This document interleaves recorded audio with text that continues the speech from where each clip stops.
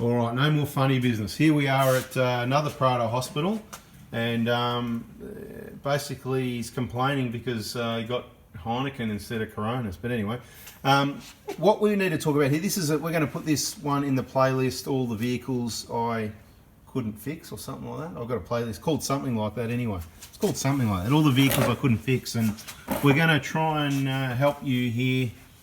And these are maybe the part numbers that you need or not. But what happened was, we had a client we've done quite a bit of work for. He had a squeaking noise. Anybody want to make a squeaking noise? I'll go first. Something like that, mate. Do you want to have a go? Okay, you're next. Okay, anyway, some sort of squeaking noise, right, was made. And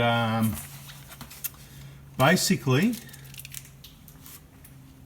we spent a bit of time on it. We had a look at this, we checked that, we'd try, it was one of those hard ones. The vehicle had to be moving. You couldn't do it on the hoist. So we did spend quite a bit of time on it here and there, and there was quite a bit of beer provided for the time.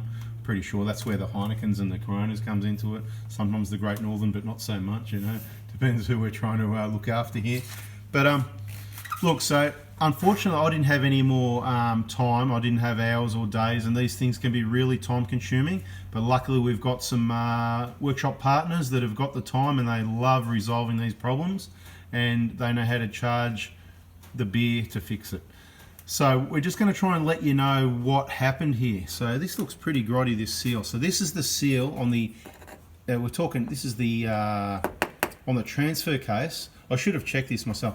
This is the front, to the front propeller shaft, correct? Correct. Right, so this is the seal that goes in the transfer case facing forwards to that propeller shaft, and it's pressed in. Obviously it goes in that way, and this is the outside of it, if you like, if you think of it that way. Toyota have got some really awesome double, triple seal kind of things going on here.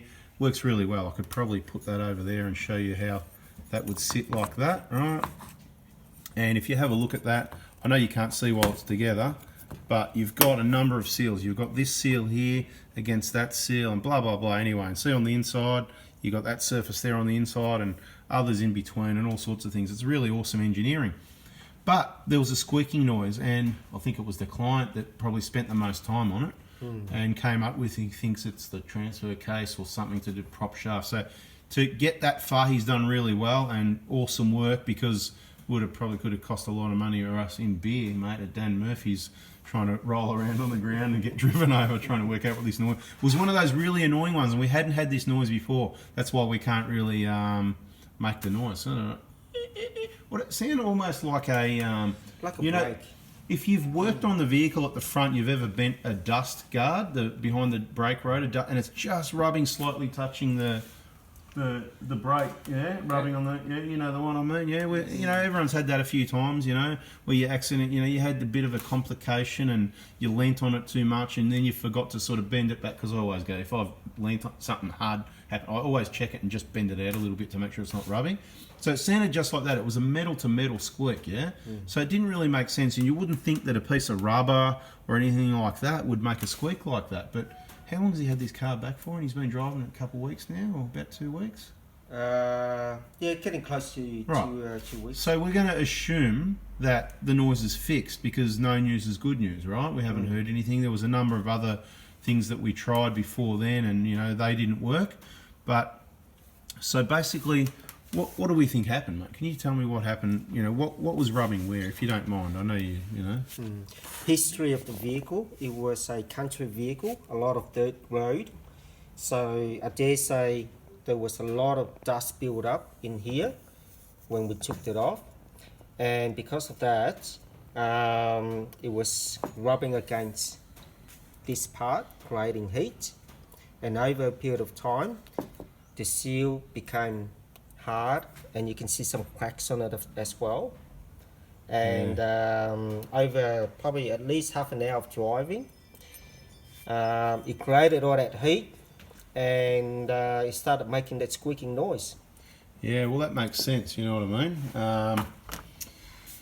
Because, look, the other issue we had was you had to drive the vehicle for an hour and get it hot before it would make the noise. So you couldn't drive it 10, 15, 20, half an hour, and quite often it still wouldn't be, it wouldn't be causing any issues. So by the looks of it, it was the build-up of sand rubbing on the back of that seal there, which you can see quite a line there, which I wouldn't normally expect to see that from rubber, just rubber rubbing on the metal.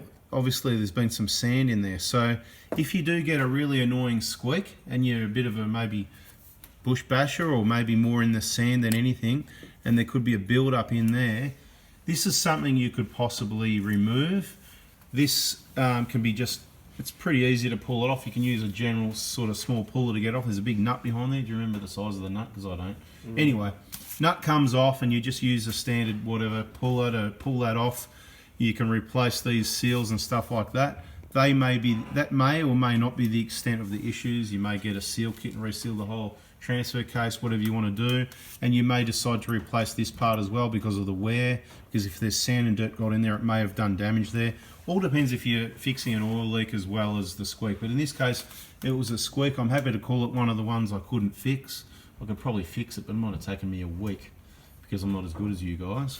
Just me, we've got better people than me around. I'm just here to help and put the show together so we can help people save money, get their vehicles fixed. Right, so that's what the seal looks like. I don't know what else we've got for you. We've got the part number there. That's, as you can see, the flange. And that's about it, guys. So if you've got an annoying squeak, that could be it. Hopefully it's helped. If you liked it, please hit the thumbs up. Subscribe, turn the bell on. Is there anything else we need to add in there for information to help these people? Mud equals money. Mud equals money, yes. There's nothing new about that. Mud equals money. Anything else, mate? You got any input? No. Yeah, so just one of those things. I'll put it in the playlist, all the ones that I couldn't fix, because personally I didn't fix it.